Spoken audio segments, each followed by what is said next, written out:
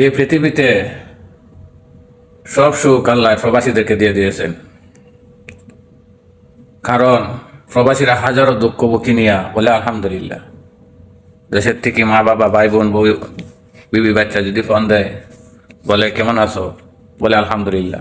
আসলে সে অসুস্থ, অসুস্থ তুই বা সে অনেক দুঃখী, টাকা নাই। মাসের 15 দিন হইলে তার পরে থাকে না টাকা।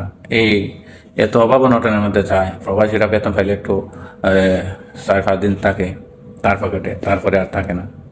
এত দুঃখ নিয়ে তারা প্রবাসীরা একটা মন চাইলেও কিছু করতে পারে না। টাকা শুধু ফাটায় বাড়িতে, মা বাবা ভাই বোন স্ত্রী পুত্র জন্য।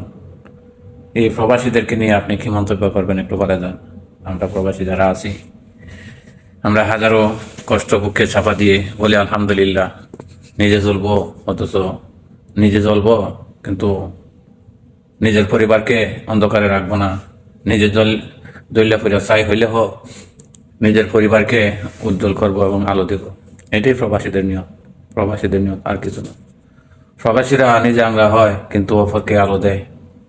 এটাই হচ্ছে প্রবাসী। একটা প্রবাসী বাংলাদেশের একটা গর্ব, কিন্তু বাংলাদেশের একটা মানুষ তাদেরকে নিয়ে কিছু কিছু বলতে চায় না। হাজারো বুকে কষ্ট নিয়ে প্রবাসীরা বলে আলহামদুলিল্লাহ। আপনারা কি বলবেন বলে যান 2-4 লাইন। আমিও একটা প্রবাসী আছি, আলহামদুলিল্লাহ ভালোই আছি। আল্লাহ পাকের কাছে হাজারো শুকরিয়া যে আল্লাহ সৃষ্টি করেছেন আমাকে, দেশ ছাড়া বিদেশ পর্যন্ত আমাকে ভ্রমণ করিয়েছেন এবং এদেশে আইসা টাকা পয়সা ইনকাম করতেছে আলহামদুলিল্লাহ। এসবই আল্লাহ পাকের ইচ্ছা। আসলে আল্লাহ ইচ্ছা করলে সব কিছু করতে পারে। টাকা যদি হইতো, এই প্রবাসী তো আর টাকা লাগে না। শুধু টাকা আর টাকা। বাড়িঘরের পরিবারে কেউ বুঝে না প্রবাসীদের কাছে কত টাকা আছে কি না আছে, এটা বুঝতে রাজি না, কেউ বুঝতে রাজি না। আমরা বড় প্রবাসীরা বড়ই অসহায়। মা বাবাকেও বুঝ দিতে পারি না, ভাই বোনকে বুঝ দিতে পারি না, আত্মীয় স্বজনকে বুঝ দিতে পারি না, স্ত্রীকেও না, ছেলে সন্তানকেও না।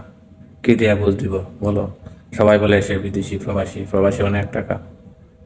প্রবাসী টাকার সীমা নাই, টাকার পাহাড় প্রবাসী।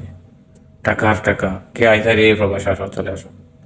আসলে পরে প্রবাস আসলে পরে বুঝতে পারবেন প্রবাসীদের কি যন্ত্রণা। আমি আগে বুঝছি না। আমি ভাবছিলাম আগে গোবারা বিদেশ, খালি টাকা কামাইমো আর উন্নত করবো আর নিজের জীবনটা একটু সচ্ছল করবো। আজকে এই প্রবাসী আইসা টাকার নেশায় আমি নিজেও আজ ছেড়ে গেলাম। দোয়া রইল সকল প্রবাসী ভাইদের জন্য, আমাদের জন্য। সবাই দোয়া করবেন। এই ভিডিওটা যার কাছে যায় সবাই একটু শেয়ার করে সবাইকে দেখার সুযোগ করে দিবেন, যেন প্রবাসীদের দুঃখটা সবাই বুঝতে পারে।